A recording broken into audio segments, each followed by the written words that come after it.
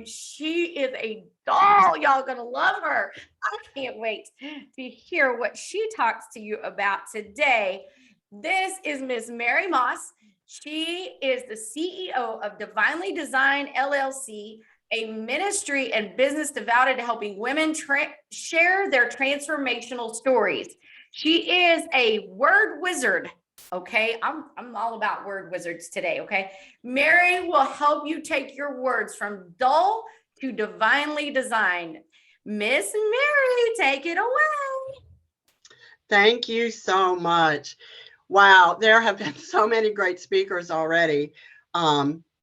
What a privilege and honor it is to be here. And I see some familiar faces. I'm so happy to see some friends from the past who I've been out of touch with, as well as folks that I currently do life with on a daily basis. So it's great to be here.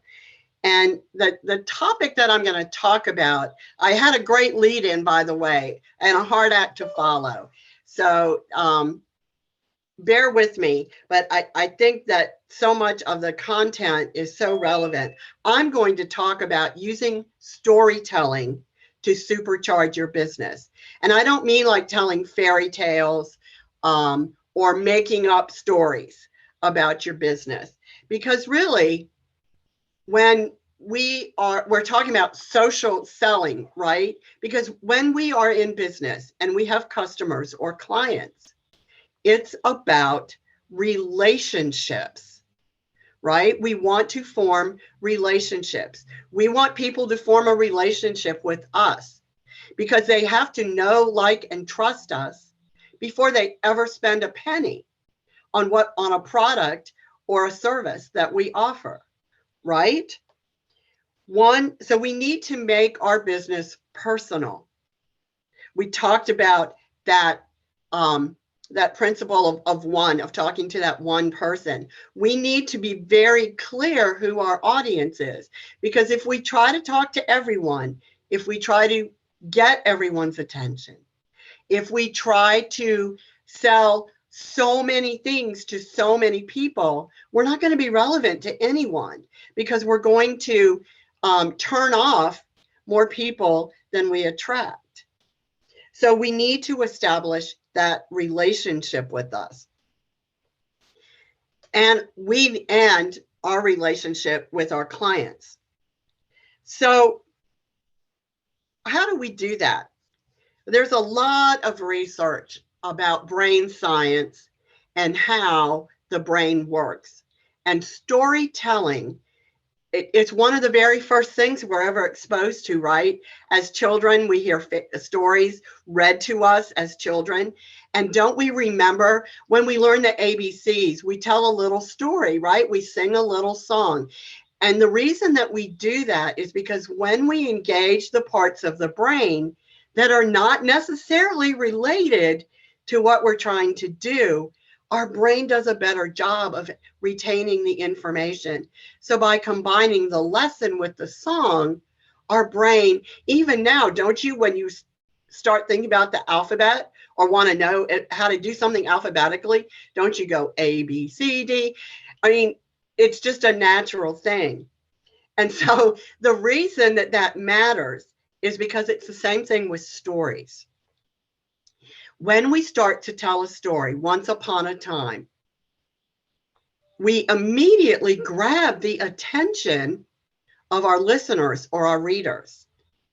So the core of my business, the foundation of my business, everything I'm about, and if you're in a room with me, virtually or in person, for any amount of time, you will hear these words come out of my mouth. I will look at you and you and you in the eye, and I will tell you, your story matters. Your personal story matters, but the story of your business matters too. Because I have a feeling that people, okay, I've got your interest now. Oh, my story matters. But if the next words out of my mouth are, and I've got this coaching program, and I have this package, and I have this class, okay, you're just trying to sell me something.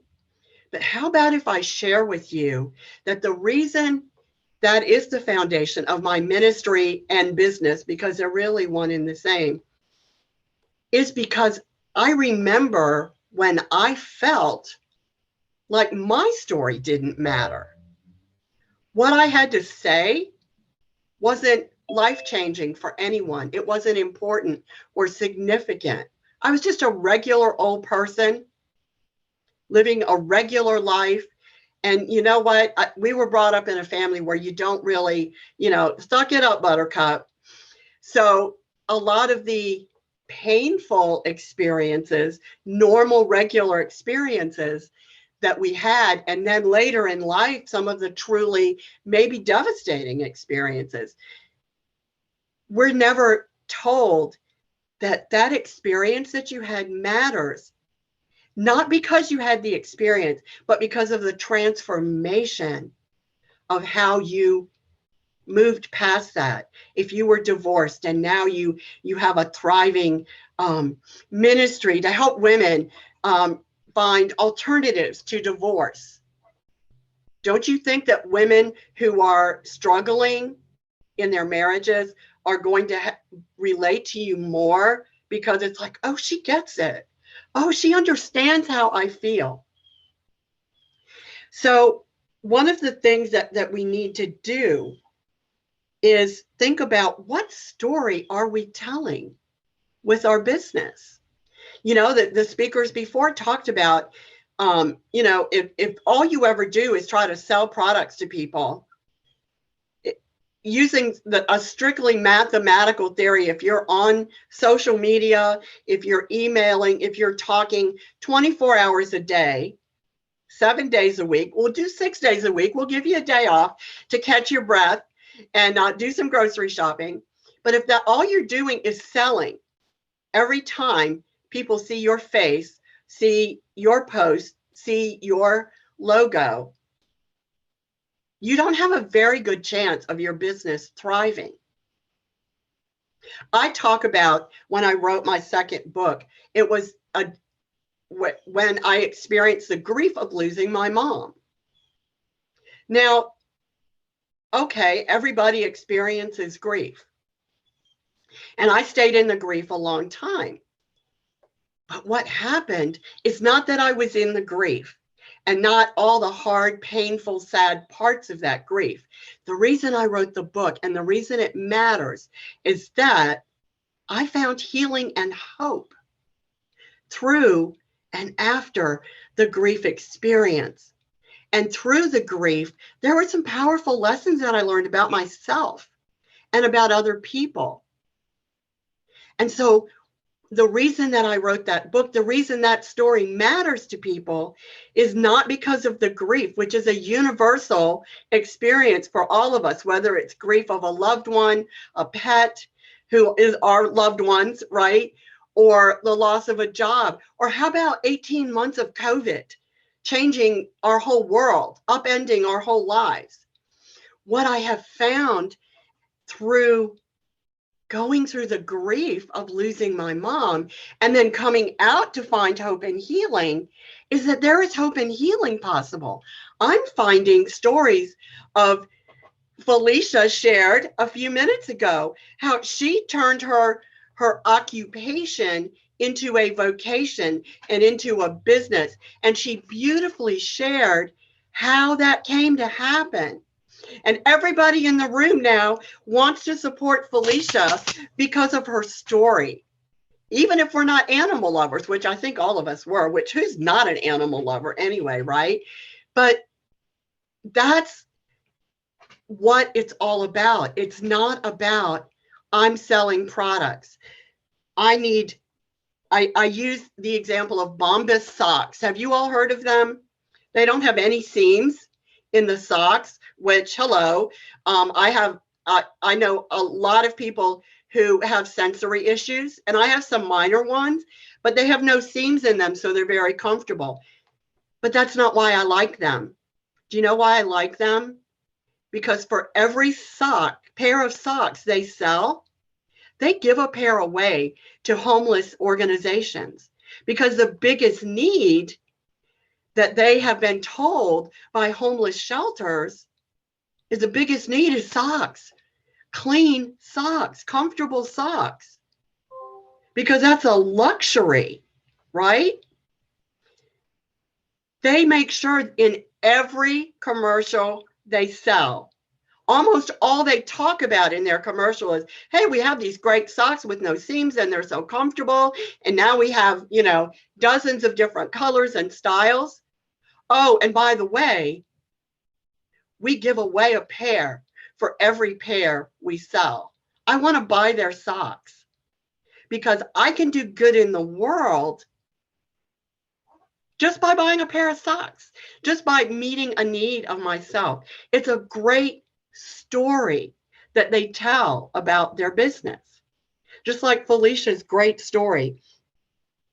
I had a coach a few years ago who was fantastic, and he talked about this whole concept. He had a friend who, and Susan is on here, Susan will remember this story, had a friend who opened a mattress store and nobody was coming in the store. Have you ever been in a mattress store? It is about the most boring, depressing thing.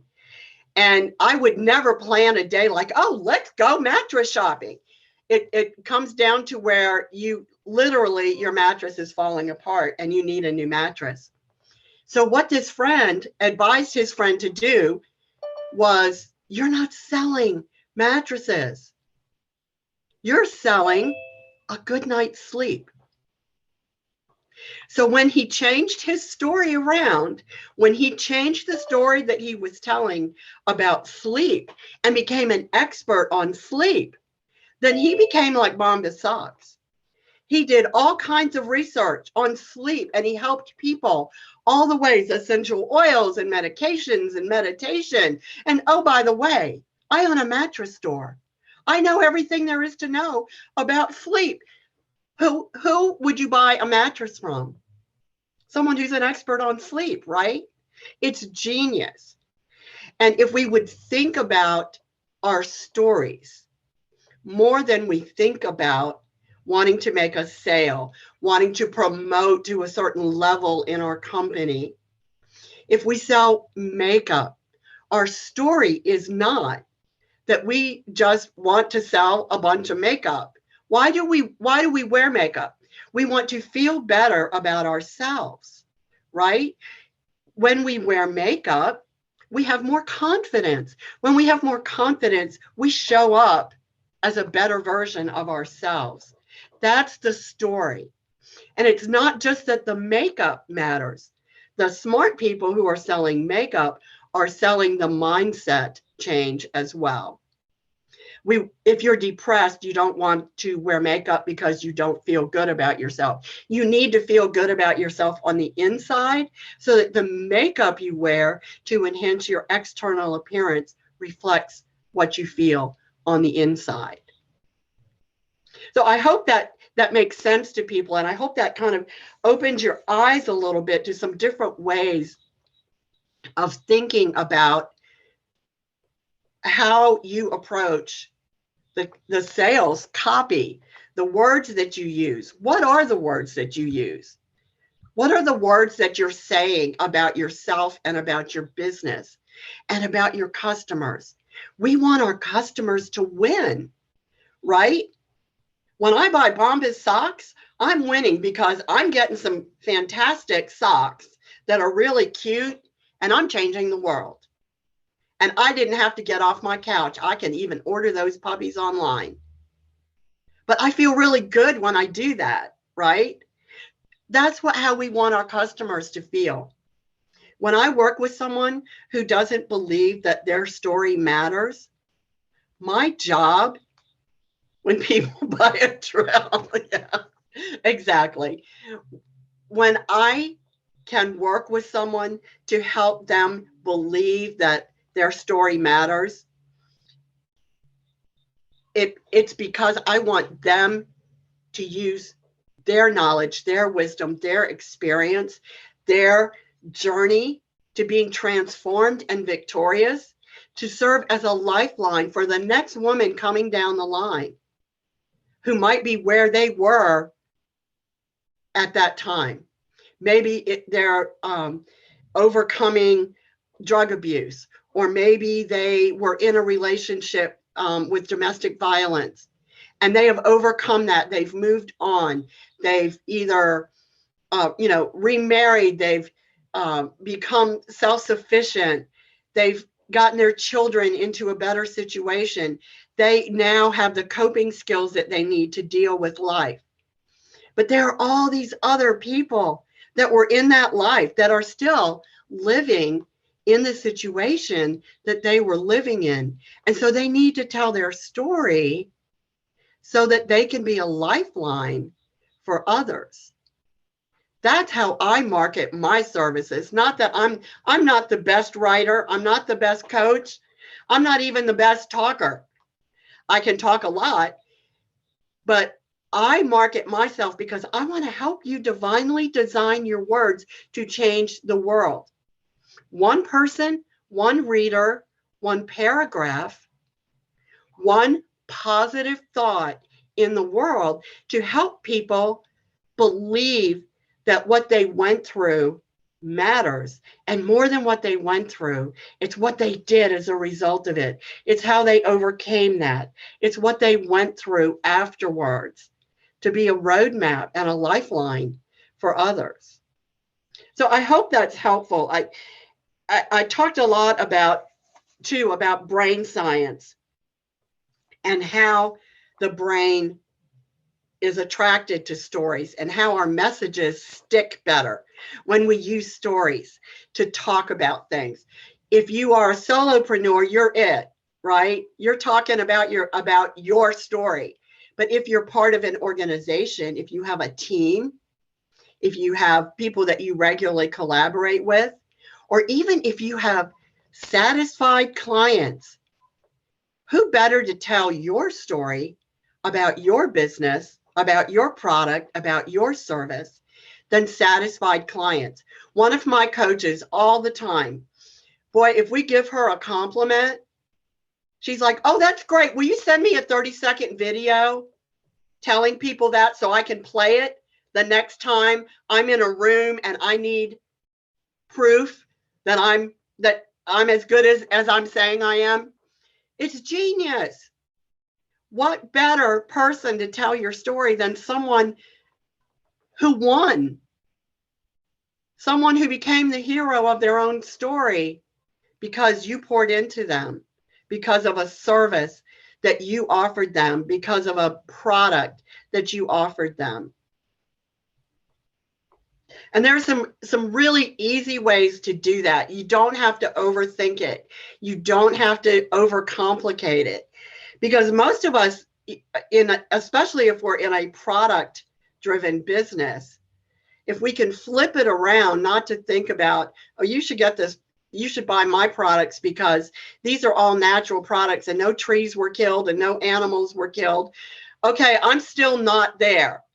That's great, but I'm still not there. But why your product? Why do you use your product?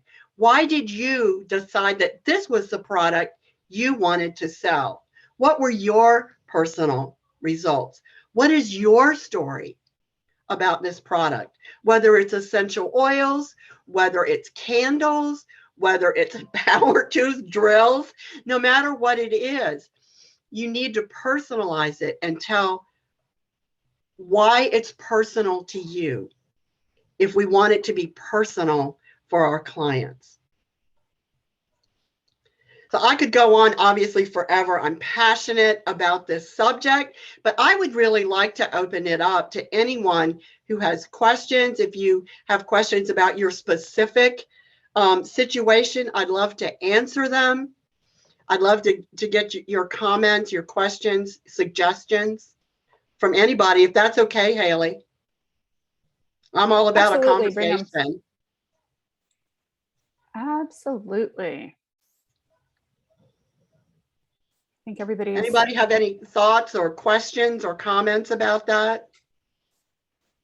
Is it a new way for you to look at how you get the word out there about your business? So Wendy, I do want to say that. Go ahead. I do want to say that Mary and I have had an interaction outside of here on Clubhouse, and she's got this thing she started where you ask the word wizard, which is her title on Clubhouse, advice on what to do about words. And I asked her how to get titration in the dictionary. She was very helpful. So if you have word questions, she's great. Thank you, Tish. I'm so excited about that. And I can't wait until that word gets in the dictionary, and I'm going to buy the first dictionary that has that in there, and I'm going to highlight it in yellow, and I'm going to say, I remember when Tish asked the word wizard this question. Who else has some questions? I know you all. What stories do you have to tell about your business that might help you make that know, like, and trust factor a little bit stronger? Wendy, you were laughing and shaking your head a lot. What business are you in? If you don't mind my putting you on the spot. I have a YouTube channel to teach people to quilt, and I will eventually turn those into digital courses. And then I sell my quilted and machine embroidered items. Oh, I love it. I love it. So how do you get the word out about that? How do you get people to buy your quilts? How do you get people to want to make quilts? Well, yeah, that'd be a really good question to get an answer to. I'm still working on that. Haley finished my website earlier this year, and we're still working on driving traffic to it. Yeah, it's a challenge right now. And I still have a full-time job as well. And so I know I do too. Those daggone full-time jobs. I keep saying it's really cramping my style because I have a lot of things I could be doing with those 8 or 10 hours a day. Dang it. No kidding. But yeah, the YouTube, we're getting there. So do you talk about, I have always been fascinated by quilting, and if in my past life, when I was more crafty, when I intentionally was more crafty, I didn't do quilting, but I love needlework. I love the handwork. So for me, it was relaxing. But what I love about quilting is that every quilt tells a story, right? Every quilt tells a story, whether it's using your child's baby clothes and cutting them up and making them into a quilt, or choosing a pattern. Every quilt tells a story. To me, that's a tagline right there. True. And yeah, I probably need to get more back out to my website and blog about the quilts that I've made. Right now it's a balance because I'm working on 2 quilts that I can't share on social media. Oh, because they're gifts. A wedding and a baby, both in October. Yeah.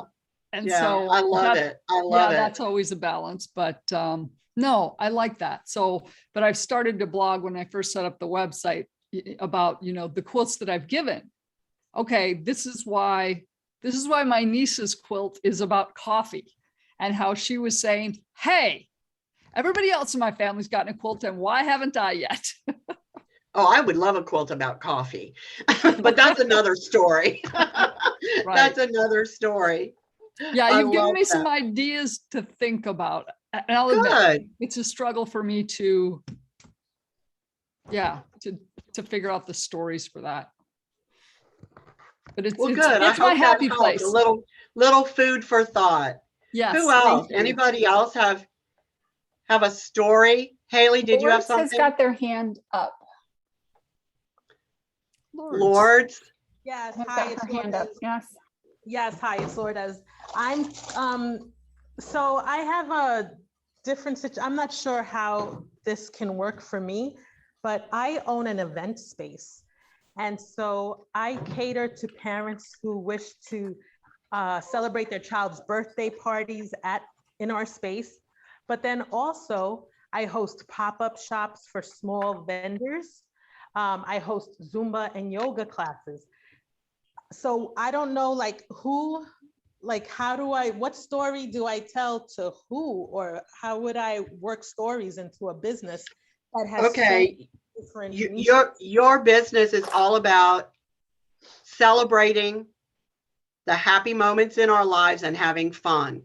Who doesn't want to celebrate the happy moments in their lives and have fun? Right? That way, yeah, that's true. So I would focus on especially because those are so emotional and emotion intensive. I would focus on the feelings that you want people to have when they rent your event space. And I assume that you will do all the setup and everything for them, either as an add-on or as part of the event. So I would definitely focus for all of those on Zumba and everything else, on the emotions and the feelings, and who needs the stress of everyday life when you can celebrate. We've got the perfect space. Very good. That's a good point. Good. Good. Thank you. You're welcome. Thanks for asking. Anybody else? Looks like I'm almost done here. I've got a couple more minutes. Any more questions? I just think everybody has got their story. And I mean, gosh, I could watch the Olympics and the events are great, but I love when they do the stories behind the athletes. And so remember, each one of us has got a unique story and people are interested. They don't really care so much about all the other stuff sometimes or what we do that may come, but I just think, share yourself and be authentic. Right. For sure. Yeah. I think, I think COVID has kind of changed our mindset. I think most of us have given up on trying to appear perfect all the time because it's just not happening for this girl. I usually am dressed from the waist up, but I'm not promising any more than that when I show up somewhere online. Okay. I haven't bought a pair of like church pants in 2 years, so that's a benefit to me of that. It has allowed us, I think, in a way to all be more real about, like, let's face it, folks, we're drinking way more coffee than we used to. We're spending way more time online than we used to, but that can be our benefit, right? Keep drinking your coffee and keep showing up for the people that you can help. Anybody else?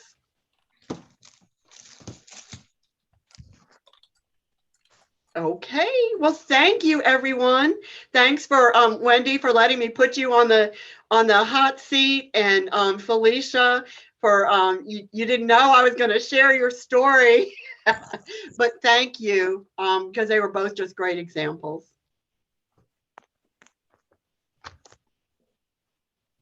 And Denise? All right, everybody give Mary a big round of applause. Thank you, Mary, for getting us to think differently about how we share our story and how we're selling through our story. That's such a powerful